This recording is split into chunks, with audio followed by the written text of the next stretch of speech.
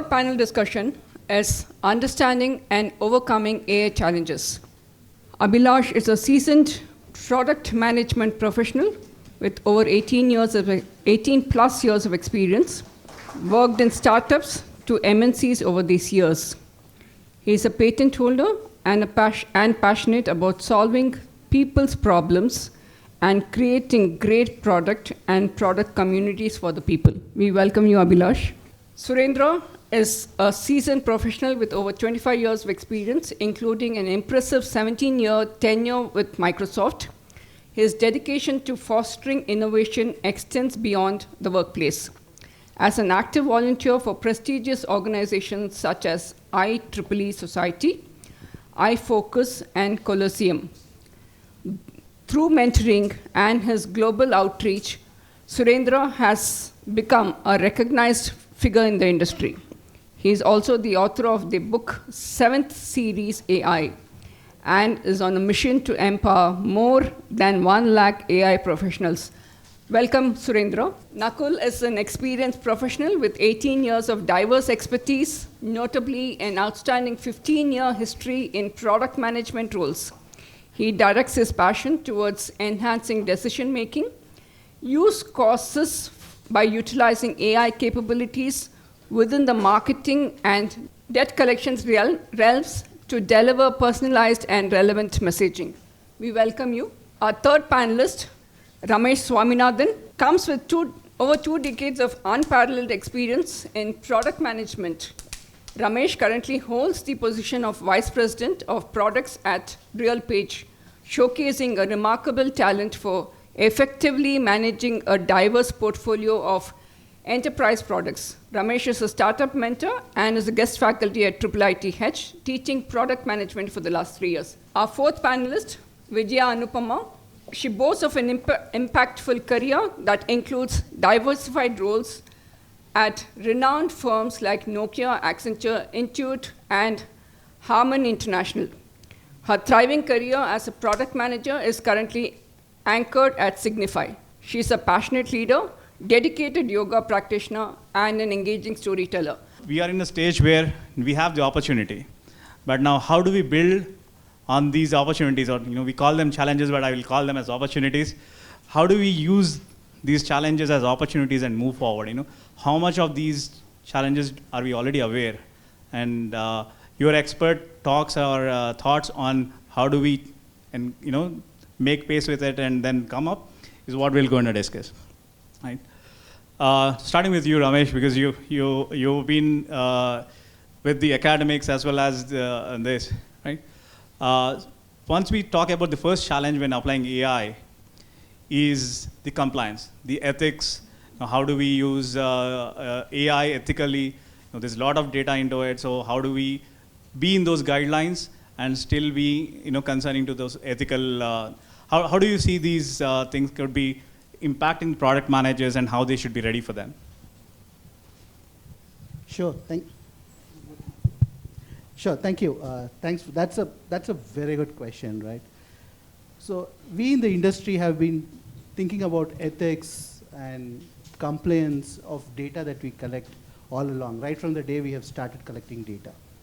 I don't think there's anything new. What has Gen AI or even the predictive AI before that bring in, right? The first thing that it brings in is lots of data. The ability for us to collect a lot of data, the ability for us to process lots of data is the opportunity that the technology has brought in, right?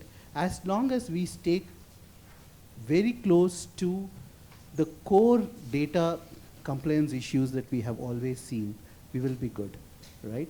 The government is really working hard to bring in legislations. We don't have any laws as such. I know US has something called AIA, which is AIA, Artificial Intelligence Act. It was, the act came in 2021. It's still under discussion. It's not a law anymore. Very similarly, EU has a similar act. It is again not a law as yet. It is still being discussed, right? But I think the fundamentals still remain the same. The fundamentals are, one is being accountable, right? Accountable to the data that you're collecting, staying true to the usage, how you're using the data that you're collecting, how secure is the data that you're storing, right? Are you protecting the PII information that you're collecting about your users? How ethical are you in using that data, right? Those are the basics. We have always, the industry has always done that, and it has to continue doing that. The second one, because of AI and Gen AI, I would say is what I would call it as explainability, right? If you are using data, if you are using transactional data, if you're using PII data for Gen AI purposes, you should be able to explain how you are using it, right? If you have collected data, you have used data, you have models that you have created, which is consuming the data, you should be able to explain how the data is being used, how you're using the data. The third one is all the consumer protection acts across the world, right? There could be new names that could come in at different points in time. You should be able to protect your consumers. The consumers of the data should be, the data collection part, the data storage part, the data processing part is something that you should be very clear on how you are protecting your consumers, right? The fourth one is auditing. Right? How can you create mechanisms in place that you can enable audit of how you're using the data, how your models are using the data. The fifth one is bias, right? If the systems can create biases on its own. Your AI models will create biases. The AI models will drift. You being able to audit that, stay true to what you're trying to do, and ensure that you're clearing out those biases as the systems create those biases and start drifting towards certain biases is something that you should be clear about. As product managers, as you're creating products, as you're creating services for your customers, I would say these are the few fundamental things that you should be very clear about, irrespective of all the governing laws that's come up, right?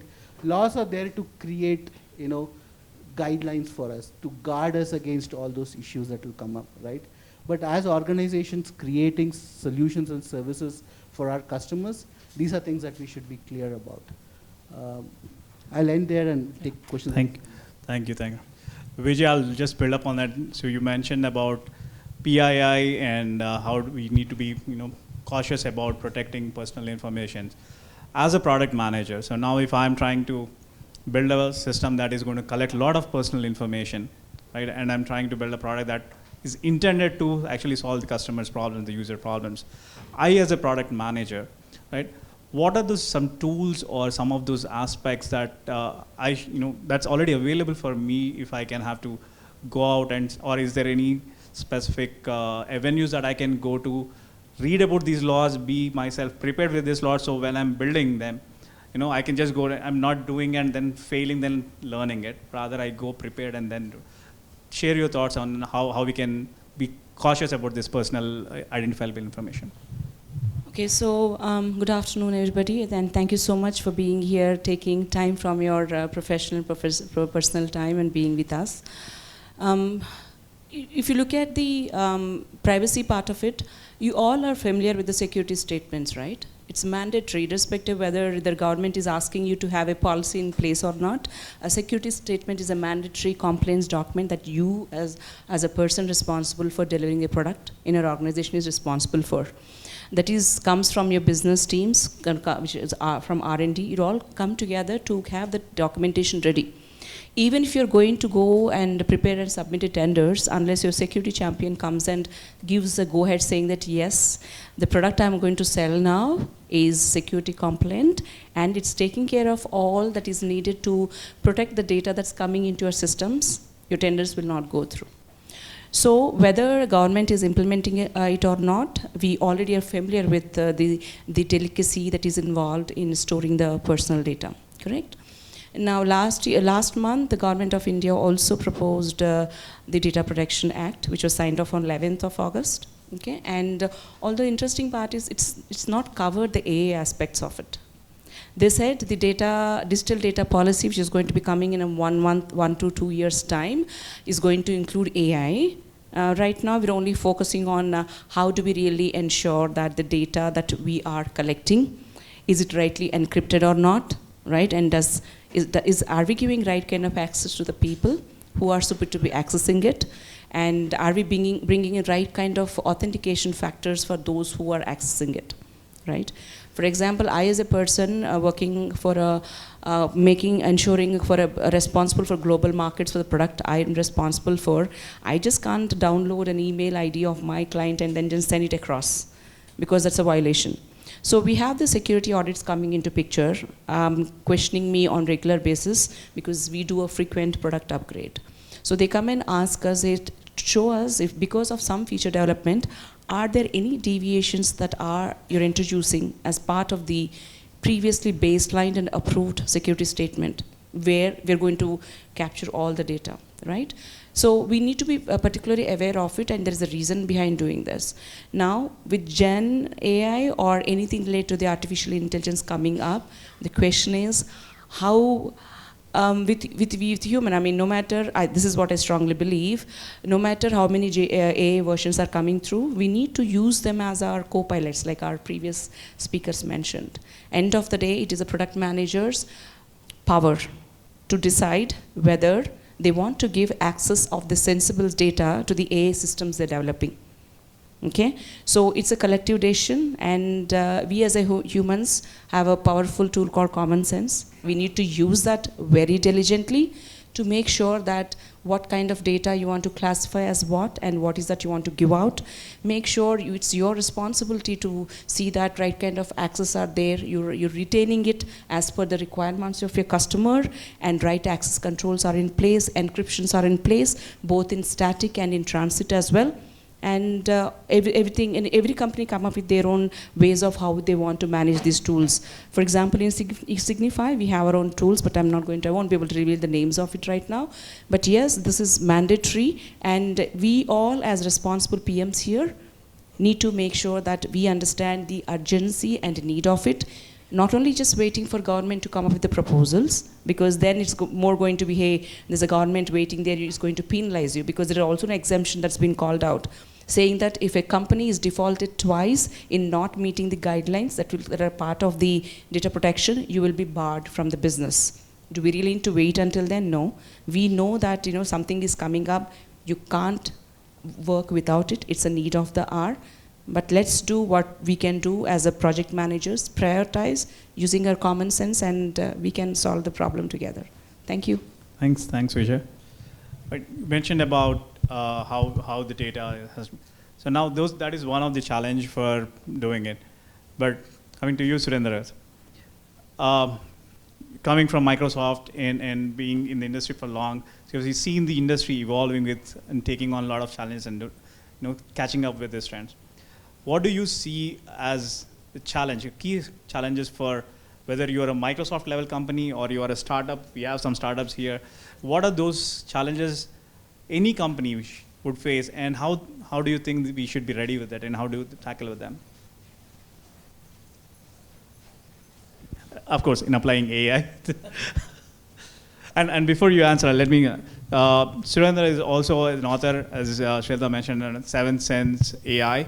And there is a lot of insights, so you could add on of your insights before we get to your book. So everyone is also looking forward to it. Thanks for that and putting me on the spot. Okay. Good afternoon, everyone, and it's really good to see. Good to see so many people, especially Friday afternoons, where like tendency is to head home. Heading to a conference is something really exciting to see. And thanks for having me here. Now, with respect to the question of what's the challenges? So more than a challenge, I think I put it as a preparedness. Be it a small company, startup company, or a Microsoft, or any big biggies, it is about the preparedness. And the why I say the preparedness is, I belong to a division in Microsoft where we bring the best of product technology to the customer problems. So I'm not in the product development area, but basically in the consulting area. So when I deal with a lot of customers, and especially, let's take example of enabling AI, there is a kind of a immediate tendency, say that we have enough data, because we say that for the AI, data is the crux. and everybody claims that we have enough data. It's just like your solution has to work, okay? But more than many times I found that it is about the preparedness of do you understand your data? And what was the intention or intent behind those data, how it has been collected over a period of time. One of the examples which I share when we were like trying to enable a propensity model for one of the banking, that banking customer has claimed that they have 110 years of data with them. So data is not an issue, just bring the best algorithm and solution and we'll make it happen. And apparently when we actually sat, the scores were pathetic and it was nowhere near any predictability. And then we went and start cleansing the data, okay? And we found that 98% of the data we need to really like can't use it at all because the customer addresses were like ABC, pin codes were 1111. Okay. So, and demographic data, absolutely nothing captured, all were like of the same state or something like that. So that's the thing. So fundamentally, whenever somebody is marching into this evolution or adoption of the technology, one has to assess the readiness and preparedness of the organization.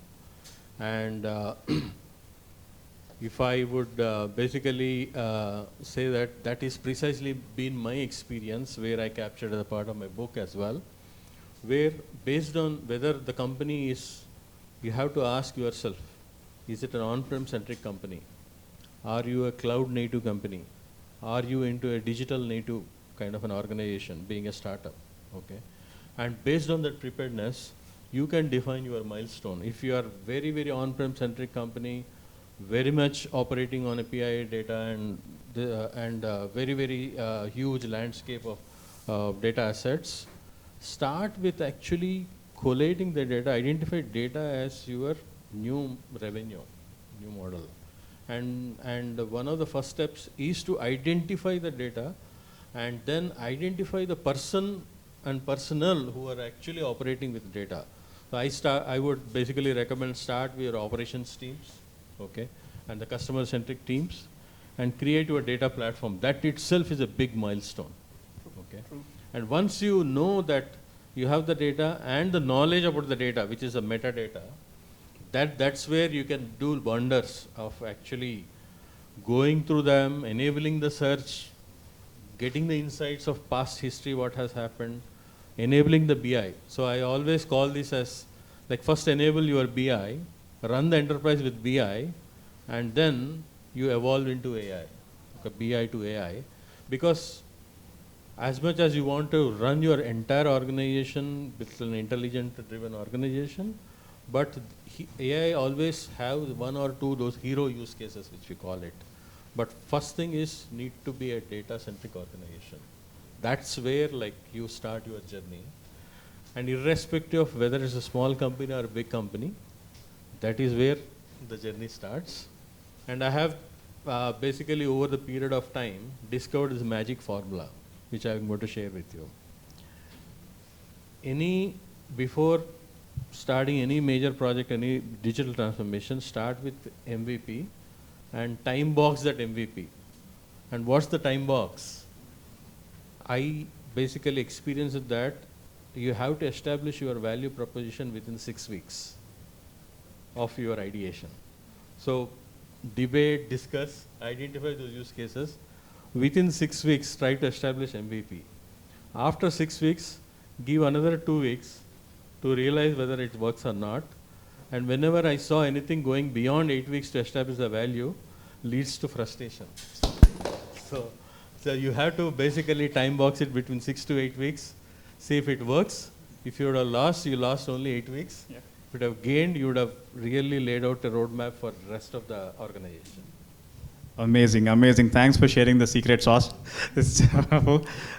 You touched about a greater problem, like be ready with your data, be prepared, right? And the bigger problem of those banks not even having a proper PIN code. That's one side of the problem where you have a lot of data and you have to crunch out. But coming to you now, there are these other side of the challenges where you don't have data. Now you wanted to solve problems and you know the problem, right? But you don't have data to validate, and you don't have data to come up with that MVP or solve. How do you plan about, as a product manager, if I wanted to kind of solve a use case that my client had shared? I know that it is a problem, but I want to validate it, or I want to. What are those things that I, as a product manager, are facing these challenges, and how I can come out? Share your experience and thoughts. Sure. Thank you, and good afternoon to everyone, and thanks for having me here. So, when it comes to using the data, it's more important to understand what is the business value you want to deliver. Like, what is your business challenge? Because unless until you are not very clear.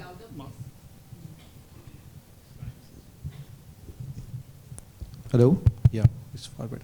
So unless and until you are not clear with the value that you want to put upfront for a business, or if you are not sure about the problem area that you're going to solve, you cannot narrow down on the quality of the data or data set that you want to use, or how that insight should be. For example, if I want to put an event next Sunday, where to put that event based on today's attendance, where I can get a maximum attendance again for that next event.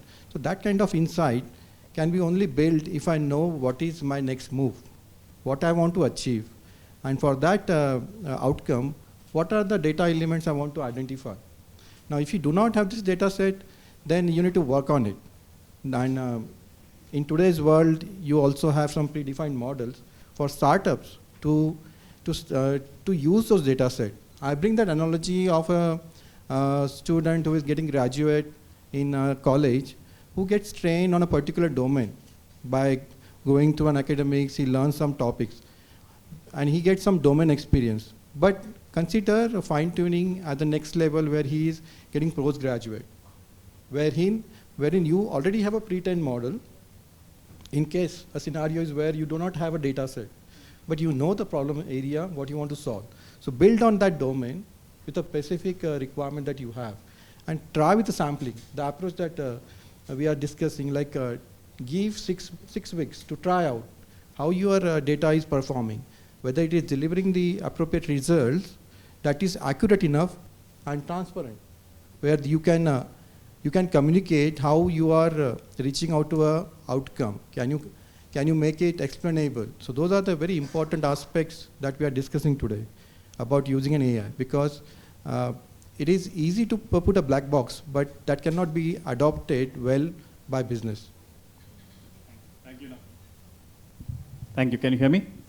Oh, right. Thanks for sharing that. How do you prepare yourself, have the use case? So now what we have discussed so far was like, as a product manager, how I can solve the problems using, if I'm solving customers' problem for AI. To you, Vijaya, coming back to you. Now, how I, as a product manager, can use AI while preparing for solving customers' problem, right? Because I wanted to, use AI for solving customers' problem. Is there any scope for AI to support product managers and to prepare product managers, and how I can use AI there? So we kind of established the fact that AI is going to become our co-pilot. We're not going to take that away. So AI feeds on data. For the seasoned PMs here, what feeds you? What's your source?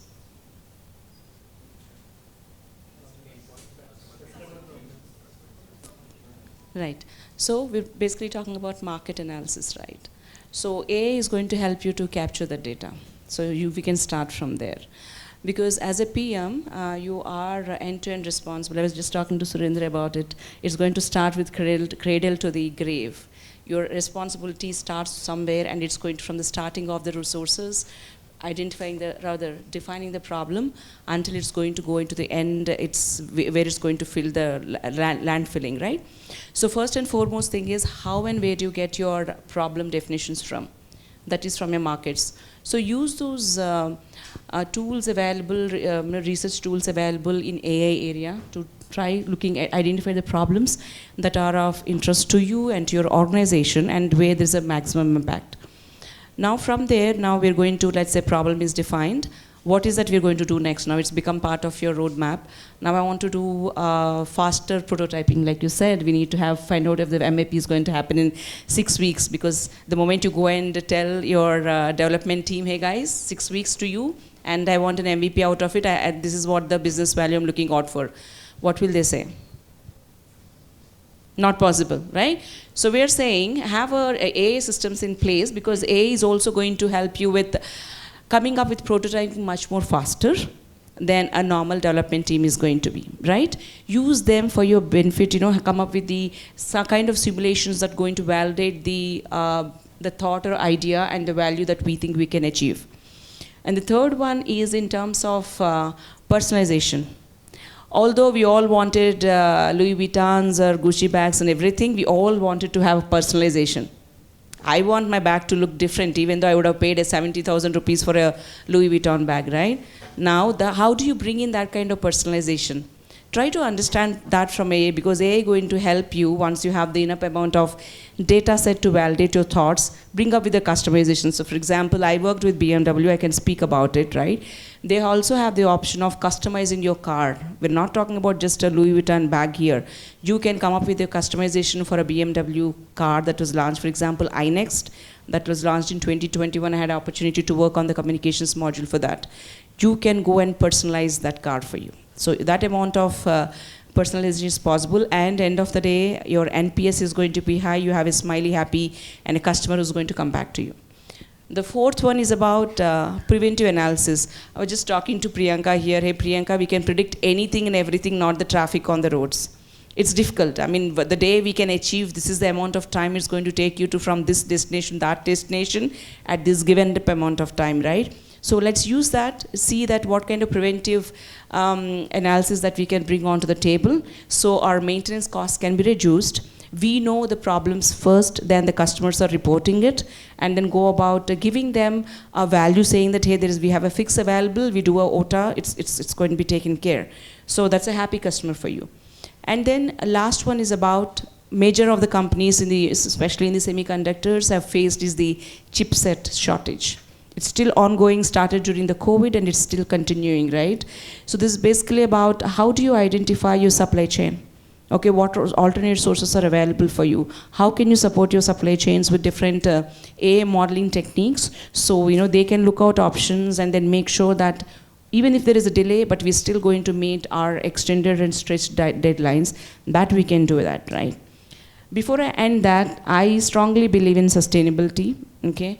And then what I think is that we as a responsible PMs who are going to use AI to the benefit also need to make sure that the solutions that we are proposing are also sustainable. Because this is the only place for all of us to live, unless Elon Musk says Mars is ready for human habitation. We're going to come back here in some form or the other in the upcoming days. So for the people who are here today and those we're going to come back and later, have our AI solutions that's going to give us systems that are going to give us sustainable solutions. And I think that's where AI is going to help us. Thank you. Thank you, Vijaya. We were just talking, we were both part of Harman before. We were building connected cars, but we are living in connected everything. Connected ecosystem, connected environment, connected people and everything, right? So we'll build more on that, right? Coming to you, Nakul. So there's a lot of future towards AI. Now, how do you vision this is evolving? You know, we've been talking from morning, you know, that's the future, that's how it. So now, while this is evolving, how do you suggest the product managers keep up? You know, what should product managers look out for? You know, product managers, you know, what is their roadmap should look like? Yeah, very good question. So what we have seen so far is the initial phase where the models are getting used to deliver some decisioning, we done without much supervision by the humans. So what we want to see is right now the models and the data is used where these models are delivering maximum value. So that value is in terms of which ad to show, which search results to present. We want that to be democratized to a level where if I go to a local grocery store or a local paint shop, that guy should be able to use their customer base to build a good inventory system. or to build a good recommendation, wherein he can say, hey, you are a regular user of this product. You might be getting, it might be getting over at your end. I have it in my shelf. Shall I deliver it to you?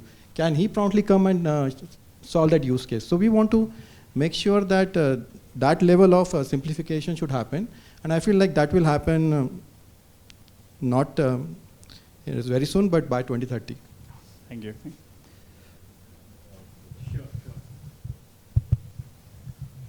For both the questions which you asked, I just wanted to give one perspective over the years which I gained.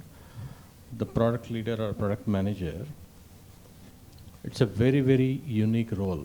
It's not engineering. It's not purely imagination. It's an art and engineering coming to the picture. And most of the time, whenever we say AI or machine learning, they just basically immediately structs to that, go to a data science. Okay. Right.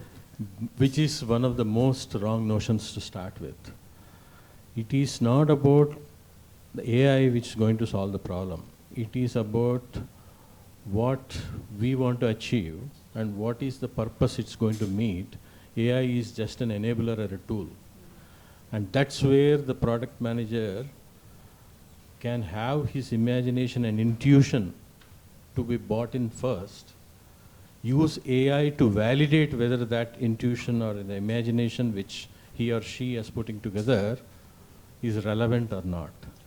And today's AI systems, be it generative AI or any of those evolutions, can really play a major role in helping that validation. Okay. You can basically design something and put it through generative AI and then relatively say, okay, such a model already exists, such a design already exists, here is some things which you can assemble and improve upon it. Okay? That's the beauty of it. Okay. Thank you for jumping in on that. It's amazing insight. Ramesh, back to you. I don't want you to fall asleep. So, what are the support systems you think? Now we are at IIIT Edge, it's a house of research and a lot of think tanks here. What are the support systems that we can enable product managers with? So to make them better at their job, to make them better as humans, make them better at creativity. So what is the role of academia plays in them, and what can we look out for support? Oh, sure, absolutely, right. So to concur with what Surendra said, right. So product managers is in the cusp of, between engineering and business. And I mean, I have a diagram in my class. Students who have been in my class would see. There are like hundreds of things, and you are in between all those 100 different things, right? And sometimes we as product managers feel lost. I have felt lost multiple times in my 25 years career as a product manager. I didn't know where to go to. I didn't know who can help me get through some of this, because the other functions in an organization do not understand my problem. Right? Because engineering always has engineering focus to the problem that we get them to. My business folks have, when I say my sales folks have their own set of problems that they are looking at. And my set of problems are very different from what everybody else says, right? If I have to, as a product manager, if I feel lost, that I don't know what AI is, right? I don't know where to go to. There are courses all across the world, but for every course that you go to, you need to know Python, you need to know data science. I'm not a technologist, right? I don't know what to do with it. I'm not a technologist. Is it like, do I have to go in and learn technology first for me to learn AI? That's the question everybody asks. I know all of you have, some of you must have had those questions before. Some of you must get this question today, hearing AI every 5 minutes, during the course of the day. But what I would say, don't worry guys, right? I have seen this happen. All of us here have seen multiple technology disruptions happen. AI is one of them, right? That's why I keep telling AI is one of the disruptions. Very rightly so, AI is a tool, right? Surendra was very apt when he said, guys, AI is a tool, trying to solve a problem. Are you clear on, have you defined the problem correctly? Have you defined what is the customer value correctly? That's what matters, right? And there is a lot of support systems available today. There are, I would definitely say, look for courses, AI courses that is non-tech, right? AI for this, lots of AI for business courses. There's a lot of free small modules that's available on YouTube. That's how I learned. I didn't do a proper course to learn AI or what AI can do, right? I learned on the job. I learned talking to my engineering teams. I learned doing things on the job. So when you're defining requirements, you're not defining an AI requirement. Please, that's not what you're doing. You are defining a requirement that's solving a customer problem and creating customer value. AI, or whatever it is, are tools. Every technology you use is a tool. And that should be very clear in your minds when you're working through your day-to-day jobs, right?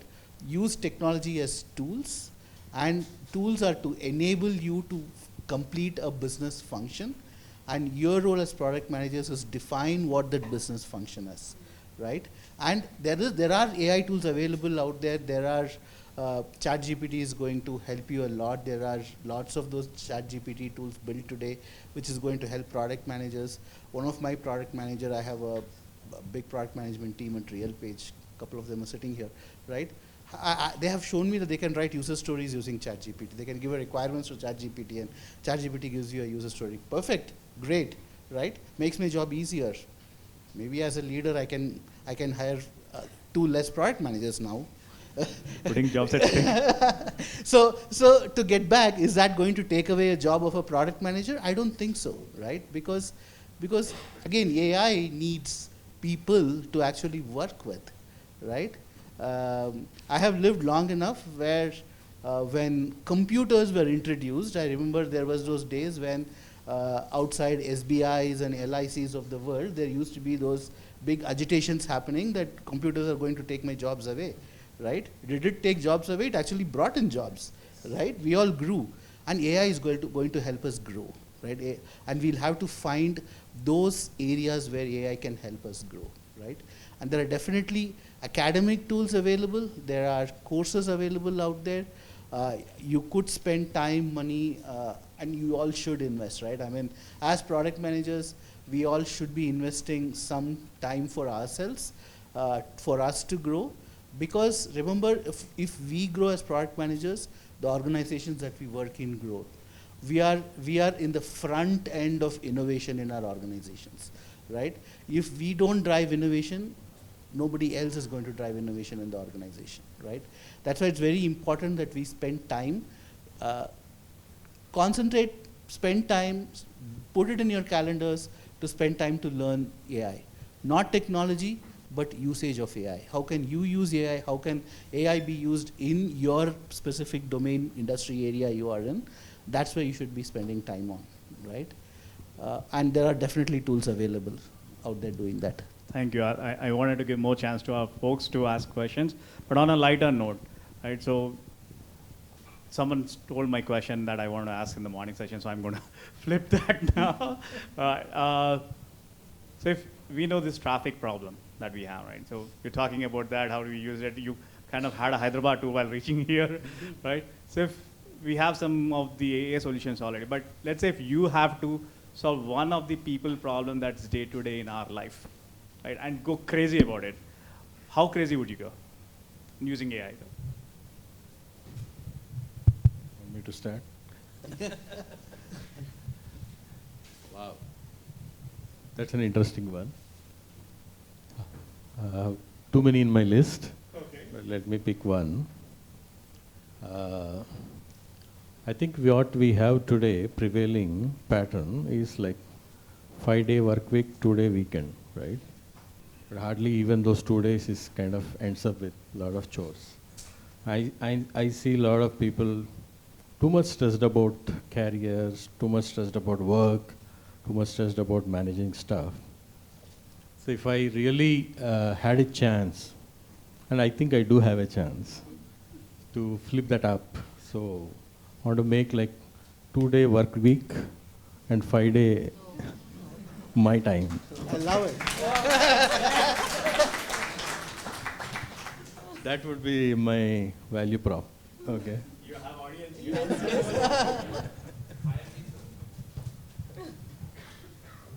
if I want to give it a try, it's like what you learn always, like when the things are not in abundance, you should use it wisely. So when we see like people are adding to congestion, it's mostly because sometimes you see people breaking the lanes or honking a lot or not following the best practices for driving.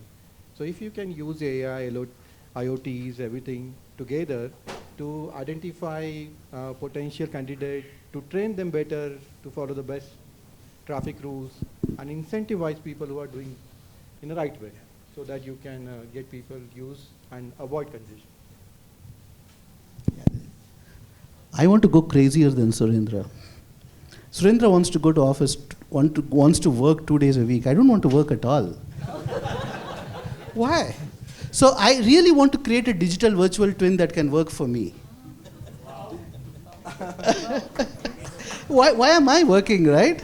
My digital twin will go to office virtually, sit in my chair, do my work, and finish work, and I switch it off, right? Why? I hope he will not spend money on your house. That's a risk that's always there. That's where I should, innovatively give him access. All those access management should get it to work. Yeah.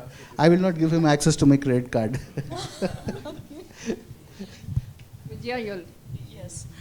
So let's say all of us drive to work. It's in a car, let's say. And stress is a part and parcel of our life, right? So the moment I get into my car, mirror, right? We'll check the first thing, how am I looking, how things are, etc. So my mirror will read my mood. Okay, okay, it's going to talk to me some nice pep talks, and based upon my mood, it's going to connect with my refrigerator and see what's available there, and then it say, hey, this is the available stuff. Can we make some interesting recipe for you? And even if you don't have anything ready, we have a smart kitchen available. It's going to check. This is the things available. I think we can make a nice, interesting soup for you by the time ready. But of course, I have to go and cook. Let's say. So this is something like that. It's easy to pep up my mood and then create an environment for me to feel good the moment I arrive at home. So something like that. Someone will even put that for you before you go there. I don't mind. Thank you. Yes. Thanks for your amazing talk. We can have 2 questions from the audience.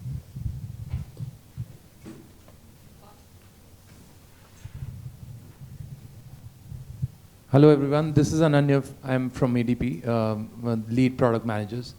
So we've been listening a lot of Gen AI. I think I've counted it's 1,064 times we've spoken Gen AI. What makes me believe, or rather it's just a thought and probably a mind share more than a question. Aren't we as people or product managers trying to force fit solutions by Gen AI? Like even a simple use case that can be, say, as simple as an Excel macro or probably putting a VLOOKUP. We are force fitting higher ended solutions, costlier solutions while we are building for this. So just a mind share around that. No, I 100% agree with you, right? That's why I was very clear when I said value, define benefit, right? All the tools that we are talking about are tools, right? We should be very clear on the value that we are creating on the usage of tools. These tools are insanely expensive. We think it's cheap, but for us to create, for us to deploy, for us to maintain these tools over a longer period of time is extremely expensive, right? And that's what we should be very careful about. Value, right? Define your problem, define what value you're creating out of your problem, and any tool that we talk about, any shining new object that we are creating in this world, today it's Gen AI, 3 years from now it could be something else, right? But as product managers, and remember the other side of the coin, right? If it's your engineering teams will want to use some of these tools because they are engineers by profession, right? They want to use the latest shining tool in the products. Your sales team wants to use them because it sells, because that's the word everybody uses, right? I have the product that is powered by Gen AI or whatever AI tools that's out there today, right? It was something else 3 years ago. It was something else 10 years ago, right? So everybody else wants to embed that new tool into your product, into whatever they are building, so that they can sell well, they can talk well, they can experience these new technologies. But our role as product managers is to create value, right? We have to define what value is very clearly. Use technology only when you're creating value, not because there's a new technology out there. Okay. So sometime back, there was an app on iPhone to switch on your light. It was selling at $99. Yeah. Now it's absolute. So that's where, if you're not building a proposition that is ready to, like, can be adopted, it cannot last for longer. I agree with you, Surendra, that I don't want to work for 5 days a week. I want to work for 2 days. I can use that 5 days creatively, doing so many things. And I agree with you, Vijaya, I hate cooking. So if something helps me in my kitchen to cook, I'll be the most happiest. We can take one last question. Any questions for the panelists, please? One last question. Your last thoughts, one last resolution.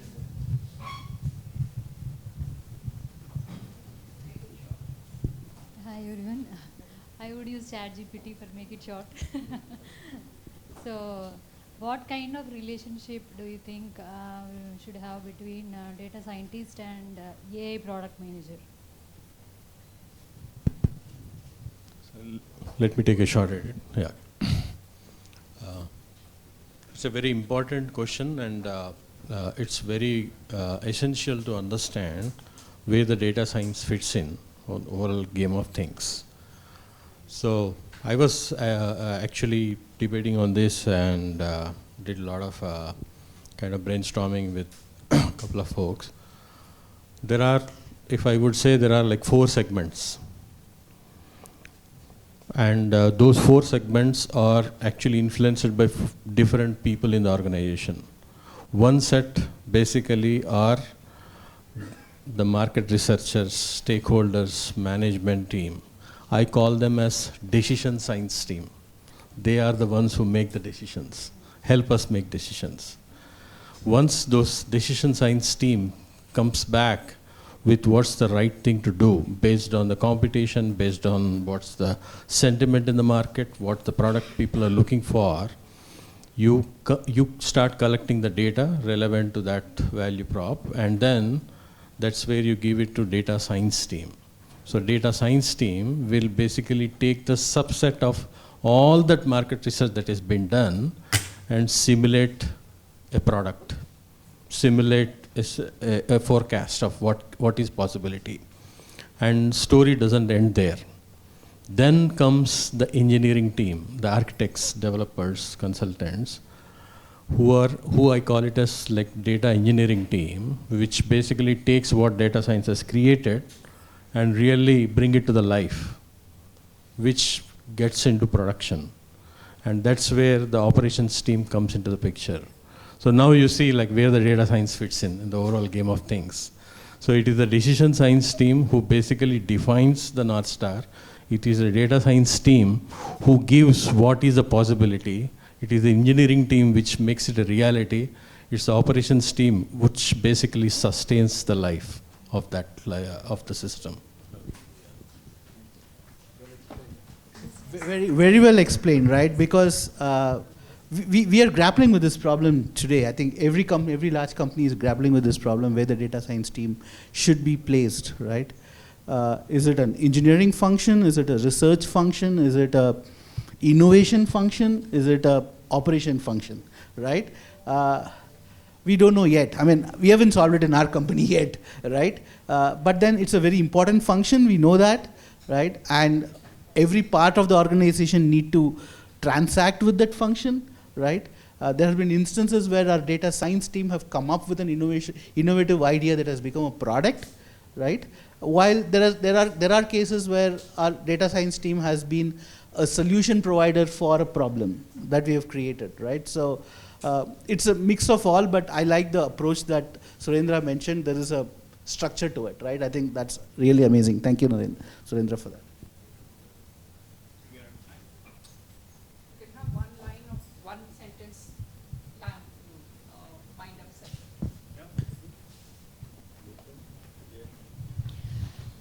So just to summarize our thoughts and what I learned from the other panelists today, use AI to your benefit, identify the value it's going to bring in and the ROI attached to it, and then make responsible and sustainable solutions out of it. Thank you.